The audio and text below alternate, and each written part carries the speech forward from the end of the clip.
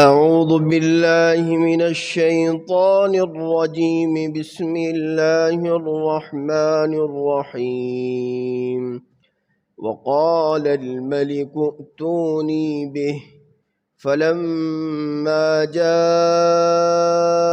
الرسول قال ارجع إلى ربك فاسأله ما بال النسوة اللاتي قطعن أيديهن إن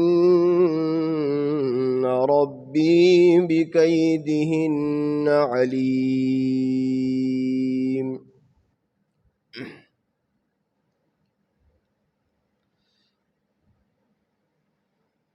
گزشتہ کل یہ بات چل رہی تھی کہ یوسف علی نبینا علیہ السلام نے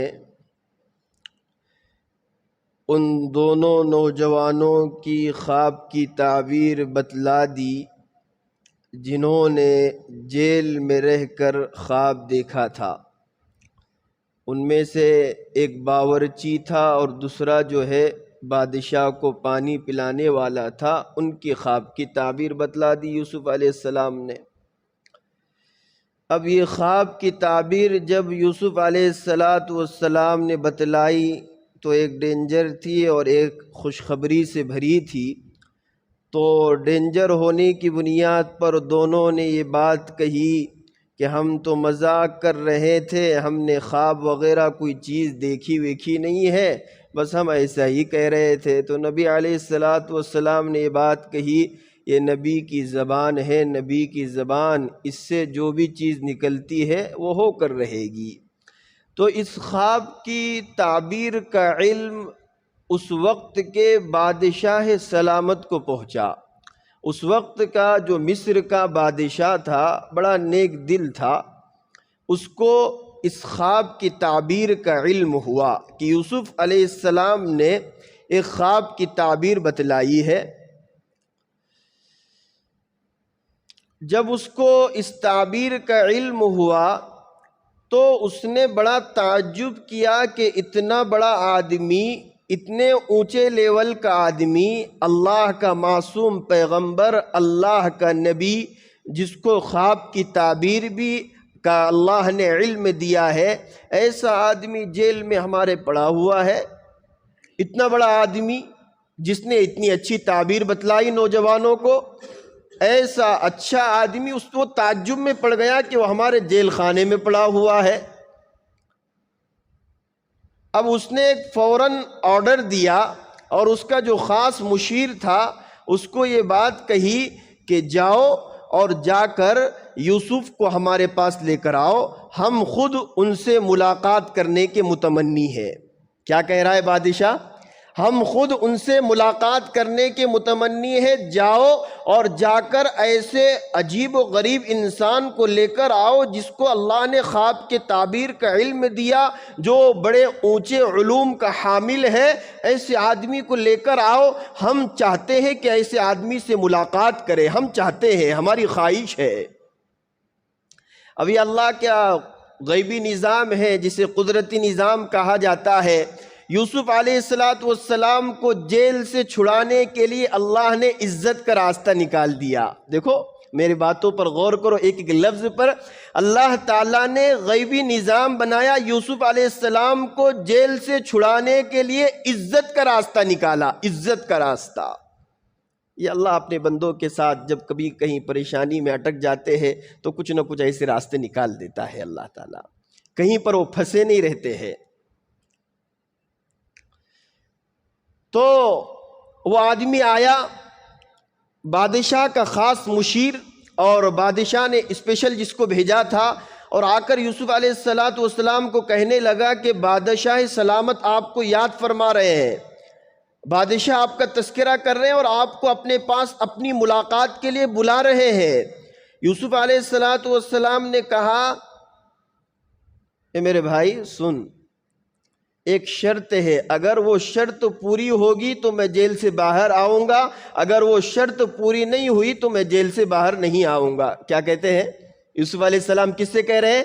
وہ بادشاہ کا جو مشیر خاص اور خاص اسپیشل جس کو لانے کے لیے بھیجا تھا، وہ آنے کی بات کہا، دیکھ بھائی ایک میری شرط ہے، اگر وہ شرط پوری ہو گئی تو میں جیل سے باہر آؤں گا، اگر وہ شرط پوری نہیں ہوئی تو میں جیل سے باہر نہیں آؤں گا۔ اللہ تعالیٰ ارشاد فرماتے ہیں وَقَالَ الْمَلِكُ ائْتُونِي بِهِ، اور بادشاہ نے یوسف علیہ السلام کو لانے کے لیے ایک مشیر کو بھیجا۔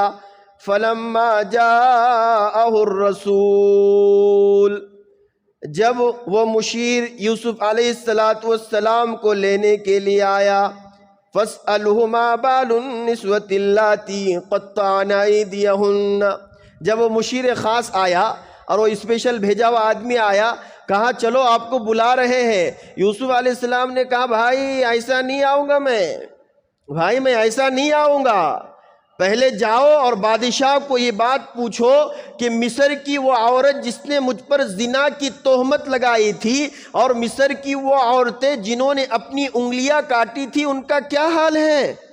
میری بات سنو، کیا کہا یوسف علیہ السلام نے کہ جاؤ پہلے بادشاہ کو پوچھو مصر کی وہ عورت جس نے میرے اوپر زنا کا الزام لگایا، زنا کی تہمت لگائی، اور وہ عورتیں جنہوں نے انگلیاں کاٹی ان کا کیا حال ہے، ذرا پوچھ کر آؤ بادشاہ سلامت سے۔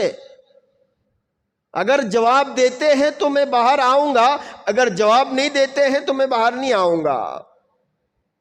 یہ نبی کا صبر ہوتا ہے، یہ نبی کا تحمل ہوتا ہے۔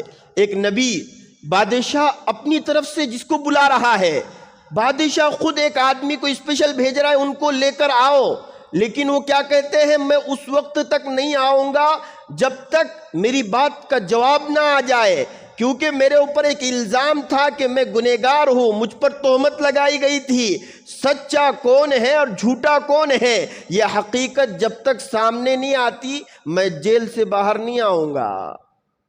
یوسف علیہ السلام نے یہ بات کہی۔ اللہ اکبر کبیرہ۔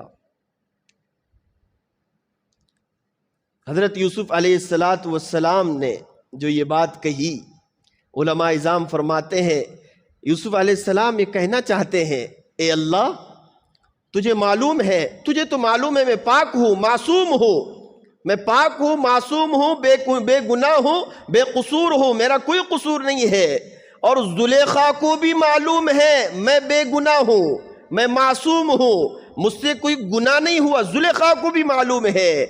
لیکن بادشاہ سلامت کو یہ پتہ چل جاوے، اسی طریقے سے زلیخا کے شوہر کو پتہ چل جاوے، اسی طریقے سے پورے مصر کی جو عام جنتا ہے، پبلک ہے، ان کو پتہ چل جاوے کہ یوسف یہ بے گناہ ہے، بے قصور ہے، یہ پاک ہے، اس پر جھوٹی تہمت لگائی گئی ہے۔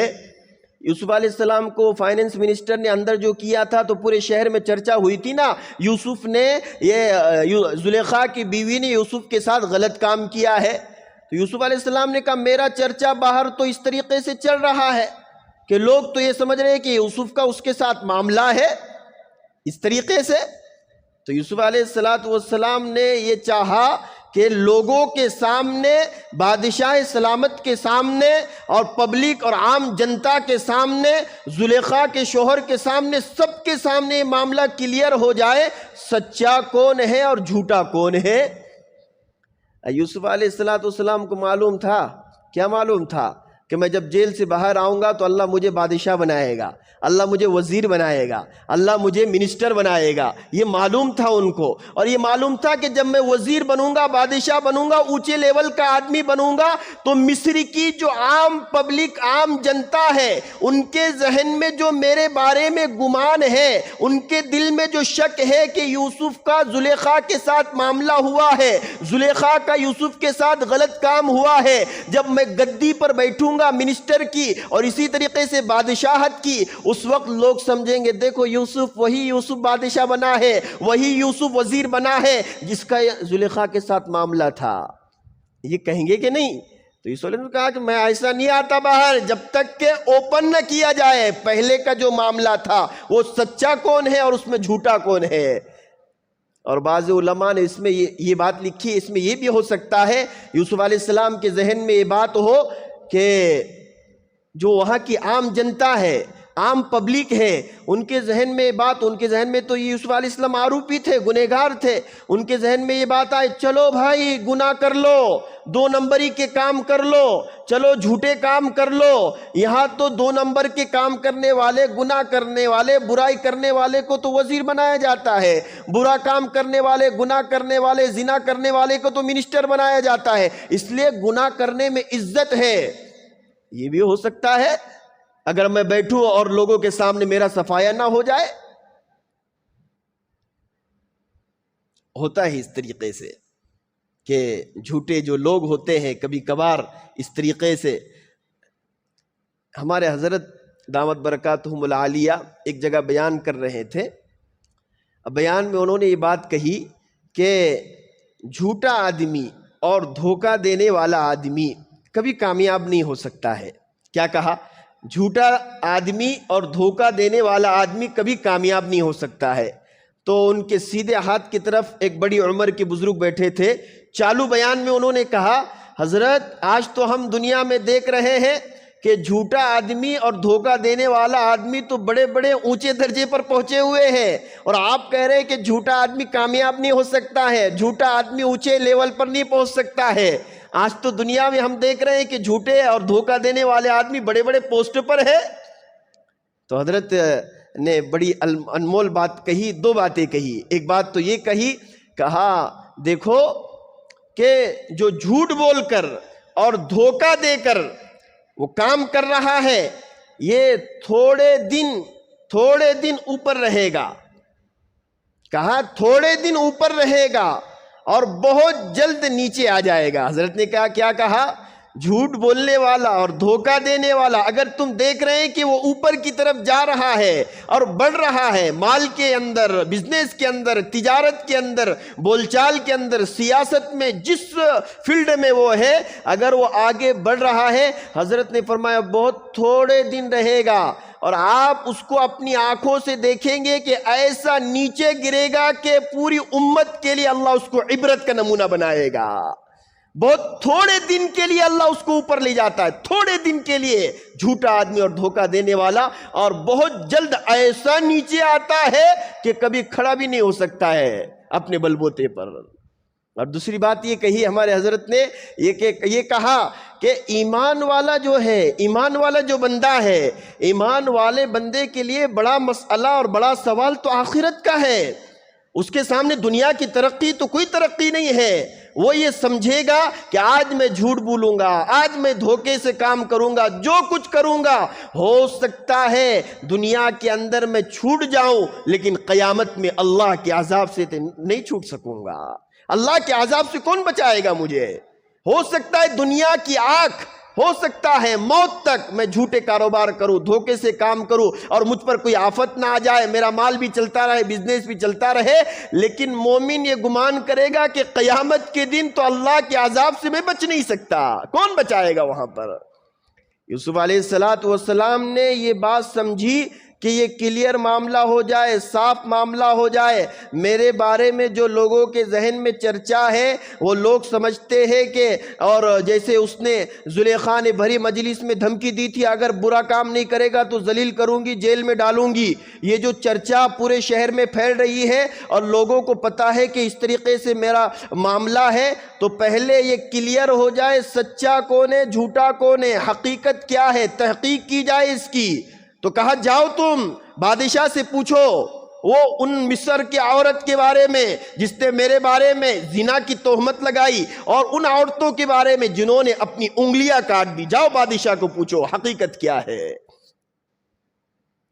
اب یہ بات لے کر وہ جو اسپیشل بھیجا ہوا آدمی مشیر خاص تھا وہ بادشاہ سلامت کے پاس پہنچا اور کہا دیکھو بادشاہ، آپ نے یوسف کے بارے میں کہا تھا ان کو لے کر آؤ، لیکن وہاں گئے تو انہوں نے تو ایسی بات کہی کہ مصر کی اس عورت کے بارے میں جس نے مجھ پر زنا کی تہمت لگائی، اور وہ عورتیں جنہوں نے انگلیاں کاٹی ان کا کیا حال ہے، حقیقت کیا ہے، وہ اوپن کی جائے۔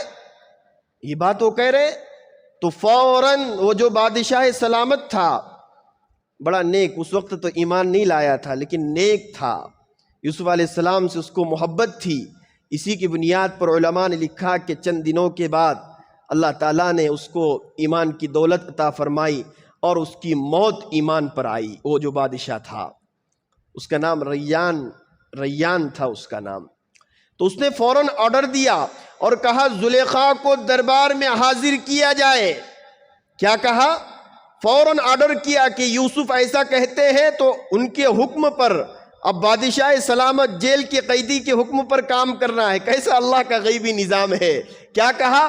فوراً زلیخا کو محل میں حاضر کیا جائے، دربار میں حاضر کیا جائے، اور ان عورتوں کو بھی حاضر کیا جائے جنہوں نے اپنی انگلیاں کاٹی تھی، لاؤ ان کو۔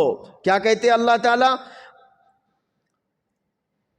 قال ما خطبكن اذ راوتن یوسف عن نفسی، کہ زلیخا بھی آئی اور وہ عورتیں بھی آئی جنہوں نے اپنی انگلیاں کاٹی تھی۔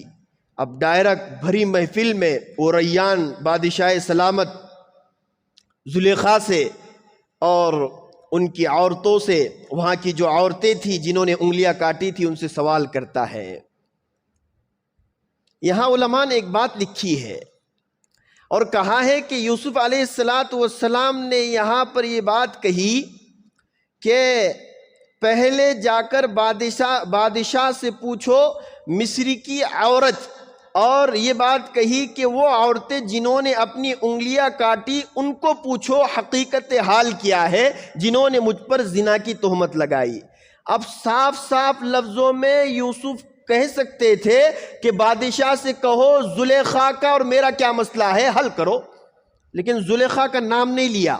یہ بات سمجھو، یوسف علیہ السلام صاف صاف لفظوں میں ایسا کہہ سکتے تھے زلیخا کے ساتھ مسئلہ تھا، بادشاہ سے کہو ڈائریکٹ جا کر زلیخا کا اور میرا کیا مسئلہ ہے اوپن کیا جائے، لیکن نام لے کر نہیں کہا۔ علماء کہتے ہیں اس کے اندر مسئلہ یہ ہے، یوسف علیہ السلام جانتے تھے کہ یہ زلیخا کا گھر وہ گھر ہے جس میں میں کئی سال تک رہا ہوں، جہاں کی روٹیاں میں نے کھائی ہے، جس گھر کا مجھ پر احسان ہے، میں نہیں چاہتا ہوں کہ نام لے کر اس کو بدنام کروں۔ میرا جو مسئلہ تھا، مقدمہ تھا، کیس تھا، میں نے تو داخل کر دیا، داخل ذلیل کرنے کے لیے نہیں، مسئلے کی حقیقت اور تحقیق ہو جائے اس لیے میں نے مقدمہ تو داخل کر دیا، لیکن نام نہیں لیا۔ نام لے کر میں اپنے اس محسن کو بدنام نہیں کرنا چاہتا ہوں جس کے گھر میں میں رہا ہوں اور جس کے گھر کی روٹیاں میں نے کھائی ہے۔ نبی تو ایسے ہوتے ہیں کہ گناہ کرنے والی اور الزام لگانے والی کا بھی جب مقدمہ دائر کر رہے ہیں تو صرف مقدمہ کر رہے ہیں، اس کو ذلیل نہیں کر رہے ہیں۔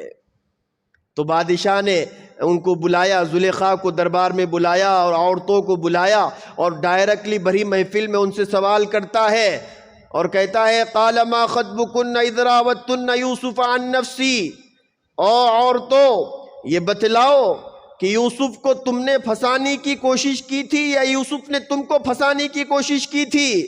یوسف گنہگار ہے یا تم گنہگار ہیں؟ یوسف نے پھسلانے کی کوشش کی تھی یا تم نے پھسلانے کی کوشش کی تھی؟ حقیقی ملزم کون ہے؟ او عورتوں یہ مسئلہ بڑا حساس ہے، آپ کو کھل کر اس کا جواب دینا پڑے گا۔ تو تمام عورتوں نے ایک زبان ہو کر کہا، کیا بات کہی؟ اللہ اس کو قرآن میں نازل کر رہا ہے، قُلْنَا حَاشَ لِلَّهِ مَا عَلِمْنَا عَلَيْهِ مِن سُوءٍ۔ تمام عورتوں نے ایک زبان ہو کر یہ بات کہی، اللہ کی قسم ہم یوسف میں کوئی برائی نہیں دیکھتے ہیں۔ کیا بات کہی؟ دیکھو تمام عورتوں نے بھری محفل میں کیا بات کہی کہ ہم یوسف کے بارے میں کوئی برائی نہیں جانتے ہیں، وہ تو بہت اچھے آدمی ہے، وہ تو بہت اچھے آدمی ہے، نیک آدمی ہے، وہ گنہگار نہیں ہے۔ ما علمنا علیہ من سوء۔ اب یہ عورتوں نے تو بات کی جنہوں نے انگلیاں کاٹی، اب مسئلہ زلیخا کا تھا تو زلیخا کے بارے میں اللہ نے آیت نازل کی، اس نے بھی بات کہی تو اللہ نے اس کی بات کو قرآن کی آیت بنا کر نازل فرمایا۔ اب وہ محفل میں کھڑی ہوئی اور اس نے سب عورتوں کے ساتھ تو کہا اللہ کی قسم یوسف میں کوئی برائی نہیں، اب الگ سے کھڑے ہو کر ایک بات کہتی ہے، قالت امرات العزیز الان حصحص الحق۔ عزیز کی بیوی، فائننس منسٹر کی بیوی زلیخا کہتی ہے آج کا دن وہ دن ہے، آج کی محفل وہ محفل ہے، اور آج کا بیٹھنا وہ بیٹھنا ہے کہ جس میں حق یہ بالکل کھل کر سامنے آیا۔ یہ بیوی کہہ رہی ہے، زلیخا کہہ رہی ہے، فائننس منسٹر کی کیچڑ اچھالنے والی، ایک زمانے میں بدنام کرنے والی، لیکن یوسف علیہ السلام حقیقت میں پاک تھے، حقیقت میں عفیف تھے، حقیقت میں پاک دامن تھے۔ تو وہ دن آیا کہ جو کیچڑ اچھالنے والی تھی، الزام لگانے والی تھی، آج بھرے محفل میں پورے مصر کے لوگوں کے سامنے کیا کہتی ہے؟ بادشاہ سلامت کے سامنے، الآن حصحص الحق، آج کی محفل وہ محفل ہے جس میں پانی کا پانی ہو جائے گا، آج حق واضح ہو جائے گا۔ اور کہا سب کے سامنے، ان راودتہ عن نفسہ، بھرے محفل میں میں کہتی ہوں یوسف کو پھسلانے کی تو میں نے کوشش کی تھی۔ یوسف یہ کرنا چاہتے تھے کہ پورے شہر کو معلوم ہو جائے گنہگار کون ہے۔ ان راودتہ عن نفسہ، زلیخا کہتی ہے بادشاہ سلامت کے سامنے، میں نے یوسف کو گناہ میں پھنسانے کی کوشش کی تھی، وَإِنَّهُ لَمِنَ الصَّادِقِينَ، اور وہ تو سچوں میں سے ہے۔ کیا ہے؟ سچوں میں سے ہے۔ یہاں علماء نے ایک بات لکھی ہے جو میں نے پہلے آپ کے سامنے کہی، پوری دنیا آپ پر الزام لگائے، پوری دنیا آپ کو تہمت زدہ کر دے، پوری دنیا آپ کو متہم قرار دے، آپ زانی، ہم شرابی، کبابی، وہ آپ پر طرح طرح کے الزامات کس کر دے وے، اور اس کی حد نہ رہے اتنے الزامات تم پر ڈال دے وے، لیکن حقیقت میں میری اور آپ کی زندگی اگر پاک، صاف، شفاف ہے، اللہ دنیا کے اندر ایک دن وہ آئے گا اور وہ لائے گا اللہ تعالیٰ کہ تمام لوگوں کو پتہ چل جائے گا اور وہ خود اقرار کرے گا کہ یہ آدمی سچا ہے۔ یہاں دیکھیے وہ زلیخا جس نے گناہ کا الزام لگایا، وہ زلیخا جس نے یوسف کو پھنسانے کی کوشش کی، وہ زلیخا جس نے کہا میں ماروں گی، ذلیل کروں گی، اللہ نے یوسف علیہ السلام کی زندگی پاک تھی، شفاف تھی ہر اعتبار سے، وہ ان کی زندگی کا ایک ایک منٹ اور ایک ایک سیکنڈ پاک صاف شفاف تھا۔ تو وہ دن ان کی زندگی میں آیا کہ وہ زلیخا خود کہہ رہی ہے میں نے پھنسانے کی کوشش کی تھی، وہ تو بڑے سچے تھے، بڑے سچے ہیں۔ اب یہ معاملہ کلیئر ہو گیا تو اب یوسف علیہ السلام کیا کہتے ہیں؟ ذَلِكَ لِيَعْلَمَ أَنِّي لَمْ أَخُنْهُ بِالْغَيْبِ ان اللہ لا یہدی کید الخائنین۔ اب یوسف علیہ السلام کہتے ہیں میں نے جو شرط لگائی تھی، بادشاہ نے ایک آدمی کو میرے پاس بھیجا اور میں نے شرط لگائی کہ میں ایسا ہی تمہارے دربار میں نہیں آؤں گا، پہلے ایک سوال کا جواب دینا پڑے گا، یہ میں نے ایسا کیوں کیا؟ اس کا جواب دے رہے، کیا کہتے ہیں؟ اب بادشاہ نے تو ایک آدمی کو میرے پاس بھیجا تھا، اب میرا کام تھا فوراً میں آ جاؤ باہر بادشاہ کے سامنے، لیکن میں آیا نہیں، میں نے پہلے کہا کہ ایک شرط لگاتا ہوں، وہ شرط یہ ہے کہ ایک سوال ہے میرا، وہ سوال کا جواب ملے گا تو پھر میں باہر آؤں گا۔ تو یوسف علیہ السلام کہہ رہے میں نے ایسا کیوں کیا؟ اس کی وجہ یہ ہے ذَلِكَ لِيَعْلَمَ أَنِّي لَمْ أَخُنْهُ بِالْغَيْبِ، یہ زلیخا کا جو شوہر ہے اس کو معلوم چل جاوے اور اس کو پتہ چل جاوے، کہیں ایسا نہ ہو کہ میں باہر آ جاؤں، میں منسٹر بن جاؤں، میں بادشاہ بن جاؤں، میں وزیر بن جاؤں، اور وہ فائننس منسٹر کے ذہن میں یہ بات ہو یہ غلام تو بڑا خطرناک غلام ہے، میں تو آفس میں چلا جاتا تھا اور یہ پیچھے ایسے کام کیا کرتا تھا، میں آفس میں چلا جاتا تھا اور یہ میرے بیوی کے ساتھ ایسی غلط کاری میں مبتلا ہوتا تھا۔ یوسف علیہ السلام کہتے ہیں یہ آج کی محفل میں نے جو سوال بھیجا اور زلیخا اور ان عورتوں کو بلا کر حق کا حق اور باطل کا باطل کروایا، اس کی وجہ تو یہ ہے کہ یہ فائننس منسٹر کے ذہن میں بات بیٹھ جائے یوسف پاک ہے، یوسف نیک ہے، یوسف بے قصور ہے، غلطی اگر ہے تو میری بیوی کی ہے، یوسف کی غلطی نہیں ہے، یہ زلیخا کی غلطی ہے۔ یہ فائننس منسٹر کے ذہن میں بات بیٹھ جاوے کہ میں نے ایک غلام کو خریدا، اس کے ذہن میں بات آئے گی نا، ایک غلام کو خریدا، ایک مزدور کو خریدا، گھر میں رکھا، اچھا کھلایا، اچھا پلایا، گھر کی ذمہ داری دی اور اس نے ہی خیانت کی، جس پتے پر ہم نے ٹیکا دیا وہی پتے ہوا دینے لگے۔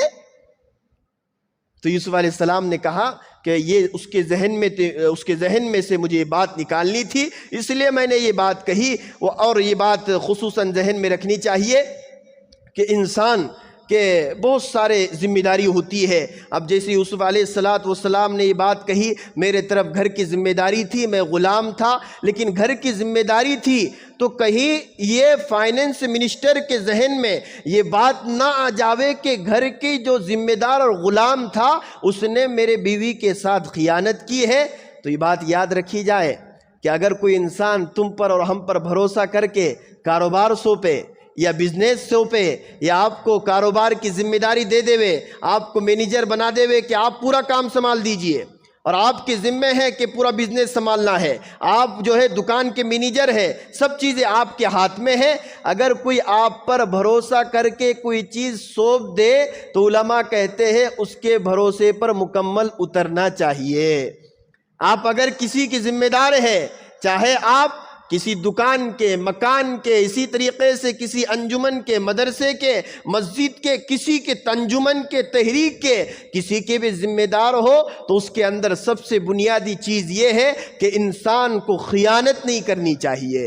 یوسف علیہ السلام نے کہا میں غلام تھا لیکن خیانت کرنے والا نہیں تھا، میں نے آپ کی بیوی کے ساتھ خیانت نہیں کی، آپ نے جو ذمہ داری دی وہ ذمہ داری پوری کی۔ اس لیے علماء کہتے ہیں انسان کو کوئی چیز سونپ دی جائے اس میں خائن نہیں بننا چاہیے، خیانت کرنے والا نہیں بننا چاہیے۔ خیانت کرنے والا اگر بن جائے گا تو ہمارے استاد محترم دامت برکاتہم العالیہ فرماتے ہیں کہ ایک جگہ ایسا مسئلہ ہوا کہ ایک صاحب کا انتقال ہوا، اور انتقال ہونے کے بعد جب ان کو نہلانے لگے، بڑے غور سے یہ بات سننا میرے نوجوانوں، نہلانے لگے تو ان کا بدن پورا کالا ہوا، خطرناک کالا، اور اس کے اوپر دھبے، چہرہ اور پورا، اور جب ان کو کفن دینے لگے تب بھی پورا بدن ایسا کالا اور سیاہ فام، اور پورے بدن پر دھبے اور شکل ڈراؤنی لگ رہی ہے، خطرناک ماحول ہو سب۔ تو اب دفن وغیرہ ہو گئے سب چیز، تو ان کے بیٹے سے پوچھا گیا کہ بھائی ایسی کیسی حالت ہوئی، آپ کے انتقال سے پہلے تو ایسا کچھ تھا نہیں، اب انتقال جیسے ہی ہوا تو پورا بدن ایسا کالا سیاہ فام ہو گیا، اور کہا کہ چہرہ بھی ڈراؤنا بن گیا، کیا حال ہوا تمہارے ابا کا، کس بنیاد پر؟ تو انہوں نے کہا مجھے میرے ابا کا ایک گناہ معلوم ہے، مجھے لگتا ہے اسی گناہ کی پکڑ ایسی آئی کہ اللہ نے دنیا میں اس کا بدلہ بتا دیا۔ کہا کیا گناہ تھا؟ کہا میرے ابا مسجد کے ذمہ دار تھے، اور مسجد میں جو مکتب چلتا تھا اس کے بھی ذمہ دار تھے، اور کبھی کبھار ایسا ہوتا تھا، وہ کیا کہتا ہے سنو، کبھی کبھار ایسا ہوتا تھا، اب جب ذمہ دار ہوگے تو جمعہ کے ڈبے آئے گے، ذمہ دار ہوگے تو مدرسے کا ڈونیشن وغیرہ جو پیسہ ہوگا، چندہ وغیرہ، فیس وغیرہ تو آئے گی اپنے پاس۔ تو کہتا ہے میرے ابا کا ایسا مسئلہ تھا، گھر میں کبھی کبھار پیسے ختم ہوتے تھے تو یہ جو مسجد کا چندہ ہوتا تھا، جمعہ کے ڈبے وغیرہ، اب وہ جب پیسے ختم ہوتے تھے تو یہ چندے کے پیسوں میں خیانت کر کے اس کا استعمال کیا کرتے تھے۔ جب خود کا بینک بیلنس ختم ہوتا تھا تو جو مسجد کے ڈبے اور چندے کے پیسے ہوتے تھے، امت کا جو مال ہوتا تھا، جو مسجد کے نام پر جمع کیا ہوتا تھا، وہ اپنے پرائیویٹ خرچ میں داخل کرتے تھے۔ مجھے لگتا ہے اسی گناہ کی پکڑ میں، اسی امانت کی خیانت کرنے میں اللہ نے دنیا میں بتلایا کہ پورا چہرہ اور پورا جسم کالا کر دیا۔ یہ بہت سوچنے کی بات ہے، کبھی امانت میں خیانت کبھی نہیں کرنا چاہیے، ہر ایک ایک روپیہ کا، جیسے یوسف علیہ السلام نے کہا کہ میں خائن آدمی نہیں ہوں، انی لم اخنہ بالغیب، اے فائنینس منسٹر، تیرے غیبوبت میں اور تیرے غیر حاضری میں تو آفس میں چلا جاتا تھا، میں نے کبھی خیانت نہیں کی تیرے بیوی کے ساتھ، مجھے جو ذمہ داری دی تھی گھر کی وہ کرتا رہا، لیکن میں نے کبھی خیانت نہیں کی۔ اور آگے کہتے ہیں وَأَنَّ اللَّهَ لَا يَهْدِي كَيْدَ الْخَائِنِينَ، اور جو خیانت کرنے والے ہوتے ہیں اللہ تعالیٰ ان کو کبھی صحیح رہبری اور صحیح رہنمائی نہیں عطا فرماتے ہیں۔ اب 2-3 مسئلے ہیں، اس کو ذہن میں رکھیں۔ مجھے ایک بات کہنی تھی آپ کے سامنے کہ 17 رمضان کو ایک بزرگ سے ملاقات ہوئی، اور بڑے نیک بزرگ ہیں، اور انہوں نے ایک مجھ سے خواہش کا اظہار کیا، اور بڑے ڈرتے ڈرتے خواہش کا اظہار کر رہے تھے۔ یہ کہا مولانا میں ایک وصیت کر کے جانا چاہتا ہوں. آخری درجے پر چڑھ رہے ہیں لیکن دماغ بڑا صحیح سالم ہے اور بڑے مطلب یہ ہے کہ ذہنی طور پر اچھے. ہم نے کہا اللہ تعالیٰ اور 10ویں رمضان آپ کو دکھلائیں گا. کہا اب میری زندگی کا بھروسہ نہیں ہے, میں ایک وصیت کرنا چاہتا ہوں. ہم نے کہا کیا وصیت کریں گے؟ ہم نے سوچا کوئی مال وغیرہ بچوں کے سلسلے میں پوچھ رہے ہوں گے, لیکن انہوں نے ایک عجیب بات کہی. کہا مولانا میں یہ وصیت کرنا چاہتا ہوں کہ میرا انتقال ہو جائے تو میرا غسل, میرا کفن اور مجھے قبر میں اترنے والے سب علماء, حفاظ, مفتیان اعظام ہو. میں ایسی وصیت کر سکتا ہوں؟ کتنی اچھی بات کہی. کہا میں چاہتا ہوں کہ میرا انتقال ہو جائے تو مجھے نہلانے والے, مجھے کفنانے والے, پھر قبر میں اتارنے والے کوئی نہ ہو. یہ جو اللہ کے قریبی بندے ہیں, عالم, حافظ, قاری, یہ جو علماء حفاظ کا طبقہ ہے, میں چاہتا ہوں ان کے ہاتھوں سے میں کیا کروں؟ غسل بھی لوں, ان کے ہاتھوں سے کفن بھی پہنوں, ان کے ہاتھوں سے میں قبر میں جاؤں تاکہ اللہ میری لاج رکھے اور میری مغفرت فرمائے. اتنی بڑی بات انہوں نے کہی. ہم نے کہا یہ ہمیں سوچنے سے تعلق رکھتی ہے کہ ہم خود یہ بات ذہن میں رکھیں کہ ہمارے اندر بھی یہ صفت پیدا ہو جائے کہ ہم خود اپنی زندگی میں رہتے ہوئے انسان موت کی تیاری کر لے. سب سے بڑی بات ہے. بسم اللہ الرحمن الرحیم. اللہم صلی وسلم دائما ابدا علی حبیبک خیر الخلق کلہم. اللہم اجرنا من النار, نسألک علما نافعا ورزقا واسعا وعملا متقبلا وشفاء من کل داء. یا الہ العالمین, رحم کا, کرم کا, عفو کا, عافیت کا, درگزر کا, یسر کا, سہولت کا معاملہ فرما. اے اللہ آج کی رات وہ رات ہے جس رات کے بارے میں تو نے قرآن میں ایک سورت نازل فرمائی ہے. اللہ یہ قرآن صحیح, تیرا کلام صحیح, اللہ تو صحیح, اللہ تیری بات سچی, تیرا کلام سچا, تیرا نبی سچا, جبرائیل سچا. وہ قرآن میں تو نے نازل فرمایا ہے کہ اس رات میں فرشتے نازل ہوتے ہیں اے اللہ, اور کہا جبرائیل نازل ہوتے ہیں. ہو سکتا ہے نبی نے 5 راتیں کہی, ہو سکتا ہے یہ بھی رات ہو. اے اللہ اگر یہ رات شب قدر ہے تو ہم تمام کی مغفرت فرما دیجئے, ہم تمام کی مغفرت فرما دیجئے. اللہ یہ جاگنے کی رات ہے تو عبادت میں لگنے کی توفیق مرحمت فرمائیے, قرآن پڑھنے میں یہ وقت لگانے کی توفیق مرحمت فرمائیے, ذکر کرنے میں تو اے اللہ یہ وقت لگانے کی توفیق مرحمت فرمائیے. اے اللہ تیرے اس قدر فرشتے, معصوم فرشتے اس رات میں نازل ہوتے ہیں کہ تیرے نبی نے صحیح حدیث میں فرمایا زمین اپنی وسعت کے باوجود تنگ ہو جاتی ہے.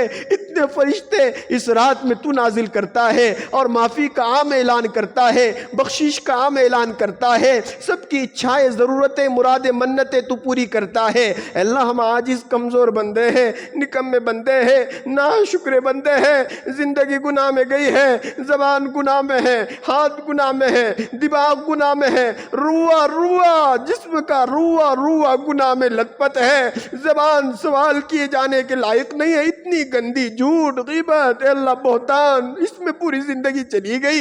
یہ ہاتھ اٹھائے جانے کے لائق نہیں, ان ہاتھوں سے کیا کیا گناہ ہوئے ہیں. اے اللہ اس مقدس رات میں ہم تمام کی مغفرت فرما دیجئے.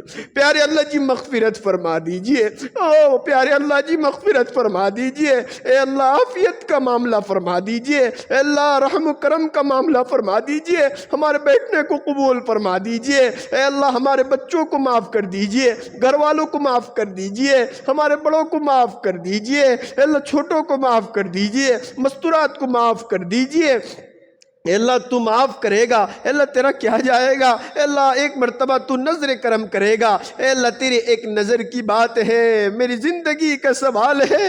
تیرے ایک نظر کی بات ہے, میری زندگی کا سوال ہے. اللہ تو ایک نظر کرم فرمائے گا تو ہمارے تمام مسائل آسانی سے حل ہو جائے گے. اے اللہ اس رات میں عبادت کرنے والا بنا دیجئے. اے اللہ جو نوجوان بیٹھے اعتکاف میں, اے اللہ ان کے بیٹھنے کو قبول فرما دیجئے. اے اللہ ان کے آنے کو قبول فرما دیجئے, ان کے قربانی کو قبول فرما دیجئے. اللہ آج کی رات میں اے اللہ جو نوجوان اور جو بزرگ حضرات بیٹھے ہیں, اے اللہ ان کے دل کی آرزویں, تمنائیں, مرادیں, منتیں جو کچھ ہو اے اللہ غیب سے پورا فرما دیجئے, غیب سے پورا فرما دیجئے, غیب سے پورا فرما دیجئے. عافیت کے فیصلے فرما دیجئے, رحم و کرم کے فیصلے فرما دیجئے. اے اللہ ہم نے تو پڑھا بعض روایات میں کہ اس رات میں ہی تو اے اللہ پورے سال کا بجٹ تیار کرتا ہے, پورے سال کا گوشوارہ تیار کرتا ہے. اے اللہ اگر اس رات میں تیار ہوتا ہے تو ہمارے بارے میں عافیت کے فیصلے فرما دیجئے، اے اللہ مہلک امراض سے حفاظت فرما دیجئے، اے اللہ اچانک والی موت سے حفاظت فرما دیجئے،